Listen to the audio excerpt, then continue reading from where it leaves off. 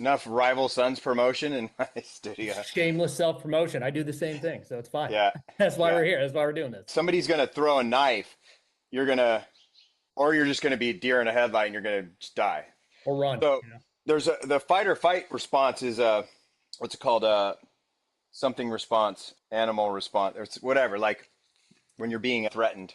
Right. I'm just now assembling a practice kit in my house because I've moved into a smaller house out here. We're out in Cleveland, so trying to figure that out. But people keep trying to push me to the electric drums, and I'm just they're intriguing, but at the same time, man, it's just not the same. I'd like to go full force if I can, but right now we're just focused on rock and roll and heavy metal and alternative music and just getting out and interviewing musicians, man.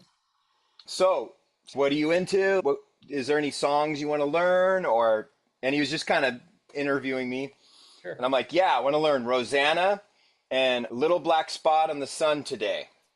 I wanted to learn Rosanna before like that before it was cool. And then I went and saw Boss Gags was my first concert. My dad's that's Jeff Porcaro on drums. Kick, hi-hat, snare, hi-hat. Kick, hi-hat, snare.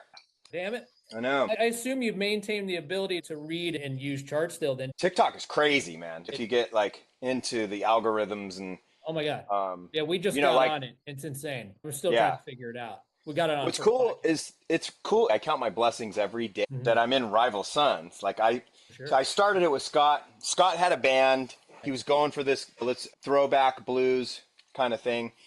I remember seeing him in this community center Mhm. teen music day or something in Hollywood Yeah. at this Yeah. place. It was like 220 people capacity, and there was like I want to say 70 people. It was like one third full, Yeah. Yeah. and Yeah. they were on this tiny stage.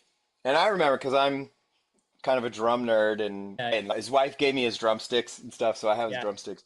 But he's playing drums with the greatest songwriting team of all time. That's what matters, man. And I remember one day I said, "What's if you had one piece of advice that you would give?" And it wasn't like get your paradiddles up to 220 on the metronome or some crazy thing Yeah. like Yeah. that. He's meet producers and meet lead singers, Mhm. like network. He was telling me basically go out and network. And of course, you want to play. I don't care if he says "shut up, idiot" or whatever. And I went up to him. I remember this distinctly. I said, "I love your voice. I love your songs. I'll play drums with you any night of the week. Here's my card, dude. Keep getting out there. Mhm. Networking. It's Keep so persistence." 10 years later, he's the lead singer of Rival Sons. Don't be a dick. The third greatest piece of advice I got is don't quit. And so all these things go together. right. Um, network, don't be a dick, and Never. be persistent and be Right. tenacious. Yeah. Early on, Scott kind of composed everything. He even had drum loops and stuff. He's Oh wow. very producer minded. Yeah. Then when we all formed Rival Sons, and it was all four of us in a sweating in a rehearsal room, like Yeah. it's if you listen to it, it's super bluesy. It's very bluesy. And like people call us hard rock, and I'm like, dude, when I think of hard rock, I think of I don't know, like harder than this, like Judas Priest or Scorpions or even AC/DC. Yeah. AC/DC's blues, man. Yeah. Angus Young is pentatonic blues all day. And And still run. It's physical to me, unless I'm doing it wrong. I don't know. Scott had all these songs on demos, produced, and me recording, drum loops, like all Mhm. sorts of stuff. And then Cobb's cool. Riffs are simple. And of course, I was thinking Bonham. What would Bonham do? And I had the 26 kick, and I'm like shamelessly like inspired by, or you could say ripping off. I don't Yeah. care. I'd like rip off Bonham, rip off Neil Peart, rip off Jeff Porcaro. You're always going to be you. I'm trying to channel like a spirit, like channeling the gods of rock and roll or whatever. And Did you and you see? know what? I love Heart. I love Oh, I do too. Barracuda. And Oh yeah. Barracuda is kind of shamelessly ripping off Immigrant Song, but Oh yeah. They're great. we used the original lacquers for the pressing of Right. the vinyl. So it was like unfiltered, just like direct original sound. Another one. Ringo Starr is an R&B drummer. Yeah. They were doing Fats Domino, Chubby Checker, Elvis Presley, Chuck Berry. Sure. That was Yeah. R&B. That Yeah. was like rhythm and blues. Drums, that's when drums really started to sound good on recordings, in my opinion. Before that, they were kind of always in the background, but once the Led Zeppelin and Jimmy Page starts producing, they figure out how to record the drums like that. It just took it to a whole it took rock and roll to a whole next level. It's free for all. Keith Keith Moon's my Moon, man. favorite. Yeah, he's a Keith, freak the party. spirit. I like Bonham, the R&B of Bonham, the sound of Bonham, the spirit of Moon, Yeah. the swing of Mitch Mitchell, Oh the yeah. tom, the tribal is Yeah. the tribalism, tribal nature of Ginger Baker, and Yeah. the song approach of Ringo Starr. Recorded, basically mixed, came Correct. back for some stuff, and then maybe mastered, and but recorded, guys in the room playing, Jay singing. All the notes are recorded in 21 days. Discipline is But freedom. the verse is like a working man just pumping his fist at the Lord. Like Right. it's Right.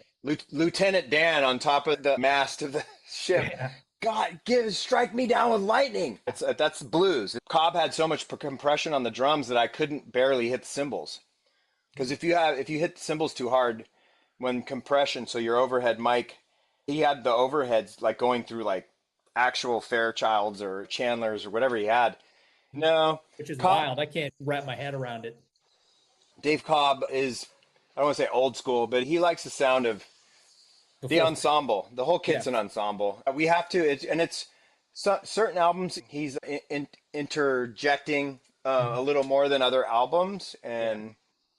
but he's such a good song craftsman that he Right. just knows.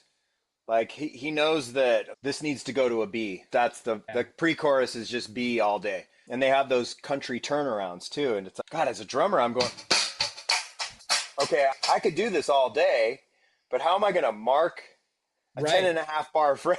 Yeah, it's weird, man. It's weird. Yeah. When you're in there, you can't touch certain things and Oh, stuff. really? Like Yeah. this one little corner, it's like where Mick Jagger did Gimme Shelter. And then you Yeah. go downstairs in like the green room, you're looking at this like glass table and you're like, gosh, how much cocaine was done off Yeah. this table? And then you're looking up and it's like Miles Davis, Paul Simon, Bob Seger, just all the albums around. You know, like Yeah. hundreds, and Yeah. they're all on the walls. And it's like all these albums are done here, dude. Yeah, dude, they were the Swampers and playing on all the When a Man Loves a Woman, like Yeah. all that stuff. Percy Sledge, what's his name? One thing I admire about Rival Sons so much, you guys have always maintained your independence, although you're on labels. You started your career out right. As I understand it, you guys kept control of your masters, or you licensed them to the label, and then Yeah. after the 10 years or whatever, you got them all back. We wanted to be a little more business savvy with the Rival Sons, and we knew about the Peter Grant stories with Atlantic, going in and owning everything. Atlantic had no say in album order, like none of that. We weren't like mean. We just Sure, were, you're no, this protecting is how it's yourself. going to be, and we'll go somewhere else if you want to. And we knew we had some moxie on this project. Clutch is one of those bands that had started their own label 10 years ago, longer than that now.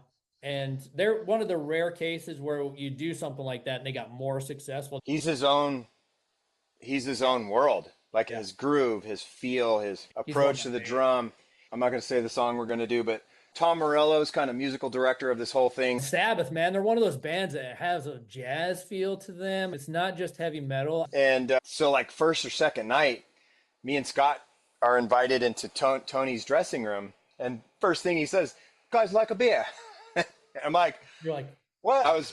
Had no idea Guns N' Roses was looking for a drummer. I'm like, dude, that came out come of on. nowhere. Album number 10 is in the forefront. Scott did this guitar solo on the floor. That was a first take. Just ripped it out And right it away. was a Grammy nominated song, dude. First take.